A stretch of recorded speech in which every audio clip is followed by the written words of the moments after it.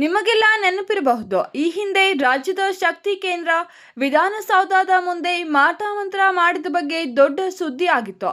ಅದರಲ್ಲೂ ಯಡಿಯೂರಪ್ಪ ಅವರು ಮುಖ್ಯಮಂತ್ರಿ ಆಗಿದ್ದ ಕಾರಣ ಈ ವಿಚಾರಕ್ಕೆ ಹೆಚ್ಚು ಪ್ರಚಾರ ಸಿಕ್ಕಿತ್ತು. ಇದೀಗ ಅಂತಹದ್ದೇ ಸ್ಥಿತಿ ರೈತರಿಗೆ ಎದುರಾಗಿದೆ. ತೋಟದಲ್ಲಿ ಬೆಳೆದಿರುವ ಬೆಳೆಗಳಿಗೆ ಮಾಟ ಮಂತ್ರ ಮಾಡಿಸಿದ ಭೀತಿ ಎದುರಾಗಿದ್ದು, ತೋಟದಲ್ಲಿ ಕಾಲಿಡಲು ರೈತರು ಹೆದರುವ ಸ್ಥಿತಿ ನಿರ್ಮಾಣವಾಗಿದೆ. ಹಾಗಾದರೆ ಏನು ವಿಚಾರ ಅಂತೀರಾ? ಈ ಸ್ಟೋರಿ ನೋಡಿ.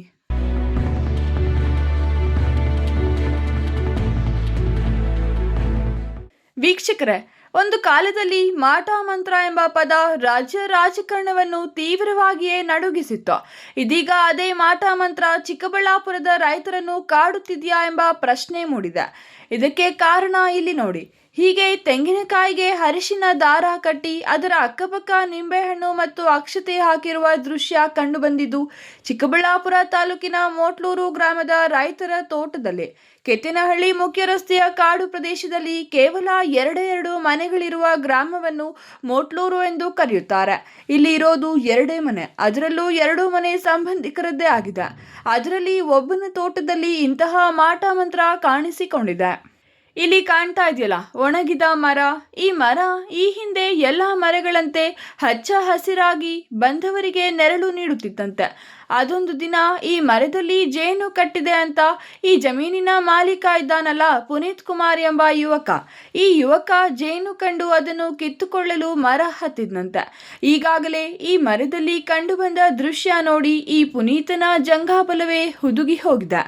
ಮರದ ಕೊಂಬೆಯೊಂದರ ಮೇಲೆ ಇದೇ ರೀತಿಯಲ್ಲಿ ಕೋಳಿ ಮೊಟ್ಟೆ, ಅರಿಶಿನ ದಾರ ಕಟ್ಟಿದ ತೆಂಗಿನಕಾಯಿ ಇಟ್ಟಿದ್ರಂತೆ. ಅದನ್ನು ಮರದಿಂದ ತೆಗೆದು ಸುಟ್ಟು ಹಾಕಿದ್ನಂತೆ.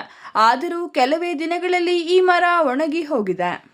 ಮೋಟ್ಲೂರು ಗ್ರಾಮದಲ್ಲಿ ಚಿಕ್ಕಬಳ್ಳಾಪುರ ಡಿಸ್ಟಿಕ್ ಇಲ್ಲಿ ರಾತ್ರಿ ಹಿಂಗೆ ಅಮಾವಾಸ್ಯೆ ಬಂದ್ಬಿಟ್ಟು ಇಲ್ಲಿ ನಮ್ಮ ತೋಟ ಇದೆ. 5 ಎಕರೆ ರೋಡ್ಗೆ ಇದೆ, ಕಾಲ್ನಡಿಗೆ ದೂರದಲ್ಲಿ ಇದೆ. ರೋಡ್ ಪಕ್ಕದಲ್ಲೇನು ಒಂದು 5 ಎಕರೆ ಜಮೀನು ಇದೆ. 1 ಎಕರೆ ಹೀರೆ ಗಿಡ ಹಾಕಿದ್ರೆ ಅಲ್ಲಿ ಇನ್ನೇನು ಬೆಳಗ್ಗೆ ಕಾಯಕ್ಕೆ ಹೋಗ್ಬೇಕು. ಬಂದು ಯಾರೋ ರಾತ್ರಿ ಹಿಂಗೆ ಬಂದು ಇದರಲ್ಲಿ ತೆಂಗಿನಕಾಯಿ ಇಟ್ಬಿಟ್ಟು ಸುತ್ತ ಹಚ್ಚಂತಿಗಳಾಗ್ಬಿಟ್ಟು ಅಥವಾ ಏನೋ ಮಾಡೋಗಿದ್ದಾರೆ. ಇದಕ್ಕೆ ಮುಂಚೆನೂ ಒಂದ್ಸತಿ ಒಂದು ದೊಡ್ಡದು ಮರ ಇದೆ, ರೋಡ್ಗೆ ಇದೆ, ಮೇನ್ ರೋಡ್ಗೆ ಇದೆ. ಆ ಮರಕ್ಕೆ ಮಾಡಿದ್ದಾರೆ. ಅವಾಗ ನಾವೇನೋ ಅನ್ಸಲಿಲ್ಲ ಅಂತ. ಆಮೇಲೆ ಮರ ಸುಟ್ಟೈತು. 6 ತಿಂಗಳಾದ್ಮೇಲೆ ಮರನೇ ಒಣಗೋಗ್ಬಿಡ್ತು. ದೊಡ್ಡ ಮರ, ಒಂದು 20-30 ವರ್ಷದಿಂದ ಐತೆ ಮರ, ದೊಡ್ಡ ಮರ. ಅದು ಮರ ಸುಟ್ಟೋಗ್ಬಿಡ್ತು. ಅವಾಗ ಅದರಿಂದ ಇದನ್ನ ಇವಾಗ ಹಿರೇ ಗಿಡದಲ್ಲಿ ಹಿಂದೆ ತಗೊಂಬಂದು ಅದು ನೋಡೋಕೆ ನಂಗೆ ಸ್ವಲ್ಪ ಏನೋ ಭಯ ಆಗ್ತಿದೆ. ಯಾಕೆ ಹಿಂಗೆ ಮಾಡೋರು ಅಂದ್ರೆ ನಮ್ಗೆ ಗೊತ್ತಿಲ್ಲ. ಅವರು ಏನಂತ ನಮ್ಗೆ ಗೊತ್ತ, ಯಾವ್ದು ಗೊತ್ತಿರೋದ್ರೆ ಈ ತರ ಇದ್ರ ಬಗ್ಗೆ ಅನುಭವ ಇದ್ರೆ ನಂಗೆ ಸ್ವಲ್ಪ ತಿಳುವಳಿಕೆ ಕೊಡ್ಬೇಕು. ಈ ತರ ಸ್ವಲ್ಪ ಭಯ ಇದೆ ನಮ್ಗೆ. ಅದಕ್ಕೆ ಮುಂಚೆನೂ ಮಾಡಿದ್ದಾರೆ. ಇವಾಗ ಇದಕ್ಕೆ ಏನ್ ಮಾಡ್ಬೇಕಂತ ನಮಗೂ ಗೊತ್ತಾಗ್ತಿಲ್ಲ ಅಂತ ಅನುಮಾನ. ಇರೋದು 2 ಮನೆನೇ, ಇನ್ನು ಬೇರೆ ಸುತ್ತು ಪಾಲಿಶ್ ಇದೆ ಅಂತ ಅನುಮಾನ ಯಾರ ಮೇಲೂ ಇಲ್ಲ. ಊರು ಸುತ್ತು ಹಳ್ಳಿಗಳು ಯಾವಿಲ್ಲ, ಸುತ್ತಮುತ್ತ 3 ಕಿಲೋಮೀಟರ್ ಯಾವ್ದು ಹಳ್ಳಿನೂ ಇಲ್ಲ. ಅವ್ರು 2 ಮನೆ ಇರೋದಿಲ್ಲ, ಬೇರೆ ಅನುಮಾನ ಯಾರು ಅಂತದೇನಿಲ್ಲ. ಈ ತರ ನೋಡಿದ್ ಯಾವಾಗ ನೀವು? ಬೆಳಿಗ್ಗೆ 5 ಗಂಟೆ ಕಾಯಕ್ ಹೋಗ್ಬೇಕು ಅಂದ್ಬಿಟ್ಟು ತೋಟಕ್ಕೆ ಹೀರೆಕಾಯಕ್ ಹೋಗ್ಬೇಕು ಅಂತ ಬಂದ್ರೆ ಇಲ್ಲಿ ಬೆಳಿಗ್ಗೆ ನೋಡಿದ ತಕ್ಷಣ ಇಲ್ಲಿ ಕಾಯಿ ಇಕ್ಬಿಟ್ಟು ಹಿಂಗೆಲ್ಲ ಹಾಕ್ಬಿಟ್ಟು ಹೋಗಿದ್ದಾರೆ ಬೆಳಿಗ್ಗೆನೆ.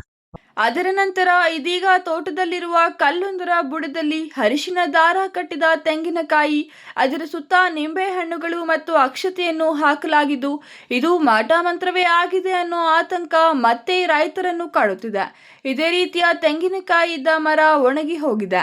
ಅದೇ ರೀತಿಯಲ್ಲಿ ತಾನು ಇಟ್ಟಿರುವ ಬೆಳೆಯು ಎಲ್ಲಿ ಹಾಳಾಗಲಿದೆಯೋ ಎಂಬ ಆತಂಕ ಈ ರೀತಿ ಪುನೀತನನ್ನು ಕಾಡುತ್ತಿದೆಯಂತೆ. ಕಂಪ್ನಿಗೆಲ್ಲ, ರಿಲಯನ್ಸ್ ಕಂಪ್ನಿಗೆಲ್ಲ ತರಕಾರಿ ಎಲ್ಲ ಬೆಳಿತಾ ಇದ್ವಿ. ಈಗ ಸುಮಾರು ನಾನು ಇವನ್ನೆಲ್ಲ ಫುಲ್ ಜಾಸ್ತಿ ಕ್ಲೋಸ್ ಆಗಿರೋದಕ್ಕೆ ಎಲ್ಲ ಒಳ್ಳೊಳ್ಳೆ ಬೆಳೆ ಎಲ್ಲ ಇಕ್ತಾ ಇದ್ದೇನೆ. ಹೀರೆ ಗಿಡ ಎಲ್ಲಾನು ಹೊಸ ಮನೆ ಕಟ್ಕೊಂಡಿದ್ದೇನೆ, ಸಾಲ ಪಾಲ ಮಾಡಿ ಮನೆಗಿನೇ ಕಟ್ಟವನೆ.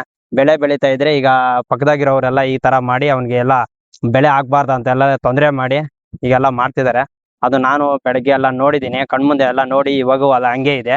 ಈಗ ನೋಡಿದ್ರೆ ಮನೆ ಎಲ್ಲ ಮರಗೆಲ್ಲ ಮಾಡಿ ನಾನೇ ಎಲ್ಲ ಹೇಳಿ ಸುಟ್ಟಾಕ್ಬಿಡುವಪ್ಪ, ಏನ್ ಮಾಡಕ್ ಆಗಲ್ಲ ಅಂತ ಎಲ್ಲ ಸುಟ್ಟಾಕಿದ್ದಾರೆ. ಆವಾಗ ಸುಟ್ಟಾಕಿದ್ರು ಮರ ಚೆನ್ನಾಗಿತ್ತು. ಇವಾಗ ನೋಡಿದ್ರೆ ಮರನೇ ಒಣಗೋಗಿದೆ. ಎಲ್ಲ ಚಿಪ್ಪೆ ಗಿಪ್ಪೆ ಎಲ್ಲ ಅಲ್ಲೇ ಇದೆ. ಈಗನು ಈಗ ಬೆಳೆಗೆ ಮಾಡಿದಾನೆ. ಇವಾಗ ಬೆಳೆಗೆ ಮಾಡಿದಾನೋ ಇವಾಗ ಅವನಿಗೆ ಪ್ರಾಣ ಅಪಾಯಕ್ಕೆ ಮಾಡಿದಾರೋ ಏನಂತ ಗೊತ್ತಾಗ್ತಾ ಇಲ್ಲ. ಈಗ ನನ್ನ ಸ್ನೇಹಿತನಿಗೆ ಹಿಂಗ್ ಮಾಡಿದ್ದಾರೆ. ಇದಕ್ಕೆ ಏನ್ ಉಪಯೋಗ ಮಾಡೋದು, ಯಾರಿಗೆ ಹೇಳೋಣ? ಮತ್ತೆ ನಾವು 112ಗೂ ಫೋನ್ ಮಾಡಿದೀವಿ. ಅವ್ರು ಇದ್ಕೊಂಡು ಬಾಪ್ಪ ನೀವು ಕಂಪ್ಲೇಂಟ್ ಕೊಡಿ ಅಂತ ಹೇಳಿದ್ದಾರೆ. ಈಗ ಇವ್ರು ಯಾರು ಇಲ್ಲ, ಇರೋದೇ 2 ಮನೆ. ಇವರೇ ಮಾಡ್ತಿದಾರೋ ಬೇರೆ ಊರವ್ರು ಮಾಡ್ತಾರೆ. ಬೇರೆ ಊರ್ ಬರಕ್ಕೂ ನಮಗೂ ಊರಿಗೂ ಸುಮಾರು 4 ಕಿಲೋಮೀಟರ್ ಇದೆ. ಯಾರು ಬರಕ್ಕಂತ ಚಾನ್ಸಸ್ ಯಾರು ಇಲ್ಲ. ಬರೋದ್ 2 ಮನೆನೆ. ಇವನು ಅವರು ಜನ ಇದಾರೆ, ಇವನು ಒಬ್ನೇ ಇರೋದು, ಅವ್ರ ಅಪ್ಪನೂ ವೀಕ್, ಅವ್ರ ಅಮ್ಮ ಇರೋದು, ಒಬ್ಬನ ಏನೋ ಒಂದ್ ಸ್ವಲ್ಪ ಹೆಚ್ಚು ಕಮ್ಮಿ ಮಾಡೋಣ, ಲ್ಯಾಂಡ್ ಇದೆ ಜಮೀನ್ಗೋಸ್ಕರ ಮಾಡ್ತಿದಾರೋ ಇಲ್ಲ ಬೆಳೆಗೋಸ್ಕರ ಹಾಳು ಮಾಡ್ಬೇಕಂತ ಮಾಡ್ತಿದಾರೋ ಗೊತ್ತಿಲ್ಲ. ಇವನ್ಗೊಬ್ಬ ಒಟ್ಟಾಗಿ ತೊಂದರೆ ಮಾಡ್ತಿದಾರೆ. ಏನೋ ಆಗ್ಲಿ ನನ್ನ ಫ್ರೆಂಡ್ಗೆ ಸೇವ್ ಮಾಡ್ಬೇಕಂತ ಹೇಳಿ ನಿಮ್ಮಲ್ಲಿ ಕೇಳ್ಕೊಂಡು. ಹಾಗಾಗಿಯೇ ಈ ಸಂಬಂಧ ಪೊಲೀಸರಿಗೂ ದೂರು ನೀಡಲು ರೈತ ಪುನೀತ್ ನಿರಾಕರಿಸಿದ್ದು, ಯಾವ ಕ್ಷಣದಲ್ಲಿ ಏನಾಗಲಿದೆಯೋ ಎಂಬ ಆತಂಕದಲ್ಲಿಯೇ ಜೀವನ ಕಳೆಯುವಂತಾಗಿದೆ ಎಂದು ಅಳಲು ತೋಡಿಕೊಂಡಿದ್ದಾರೆ. ಪ್ರಸ್ತುತ ರೈತ ಪುನೀತ್ ತೋಟದಲ್ಲಿ ಹೀರೆಕಾಯಿ ಹಾಕಿದ್ದು ಅದನ್ನು ಕೊಯ್ಲು ಮಾಡಲು ತೋಟಕ್ಕೆ ಇಳಿಯಲು ಹೆದರುವಂತಾಗಿದೆಯಂತೆ. ತನಗೆ 5 ಎಕರೆ ಜಮೀನು ಇದ್ದು ಉತ್ತಮ ಬೆಳೆ ತೆಗೆಯುತ್ತಿದ್ದಾನೆ ಎಂಬ ಅಸೂಯೆಯಿಂದ ಇಂತಹ ಕೆಲಸ ಮಾಡಿರಬಹುದೆಂದು ಸಂಶಯ ವ್ಯಕ್ತಪಡಿಸಿರುವ ಪುನೀತ್, ಅಸಹಾಯಕನಾಗಿರುವ ತಂದೆ ಸೇರಿದಂತೆ ತನ್ನ ಕುಟುಂಬಕ್ಕೆ ಏನಾಗಲಿದೆಯೋ ಎಂಬ ಆತಂಕ ವ್ಯಕ್ತಪಡಿಸಿದ್ದಾನೆ. ಇದೆಲ್ಲ ಮೂಢನಂಬಿಕೆ ಎಂದು ನಾವು ಸುಲಭವಾಗಿ ಹೇಳಬಹುದು. ಆದರೆ ಒಣಗಿದ ಮರ ಇನ್ನೂ ಸಾಕ್ಷಿಯಾಗಿ ಅಲ್ಲೇ ನಿಂತಿರಬೇಕಾದರೆ ಇಂತಹ ಅನಕ್ಷರಸ್ಥ ರೈತರನ್ನು ನಂಬಿಸಲು ಸಾಧ್ಯವಾಗದ ಸ್ಥಿತಿ ನಿರ್ಮಾಣವಾಗಿದ್ದು, ಇಂತಹ ಗೊಡ್ಡು ಬೆದರಿಕೆಗಳಿಗೆ ಪ್ರಯತ್ನಿಸಿರುವ ಕಿಡಿಗೇಡಿಗಳ ವಿರುದ್ಧ ಕಾನೂನು ಕ್ರಮ ಜರುಗಿಸುವಂತೆ ರೈತ ಪುನೀತ್ ಮನವಿ ಮಾಡಿದ್ದಾನೆ.